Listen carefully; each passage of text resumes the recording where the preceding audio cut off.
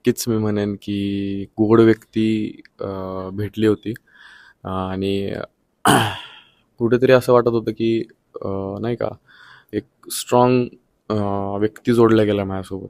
कारण की अ, असं कधी काही गेम प्लॅन नव्हता त्या बाबतीत की बाबा तू आणि मी मिळून असं करू तसं करू. ती तिचं तिचा गेम खेळत होती.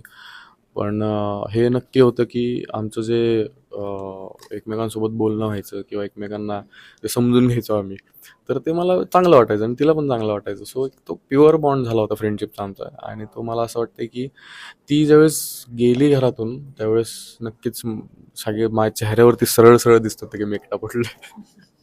तर नक्कीच तो सेटबॅक बसला मला आणि ते फील झालं मला पण की मी एकटा पडलोय म्हणून आणि ते लोकांना पण फील झालं असेल मे बी आणि त्या गोष्टी माझ्यासाठी पण हर्टफुल होत्या की ती गेली आणि मी एकटाच तिथे राहिलो.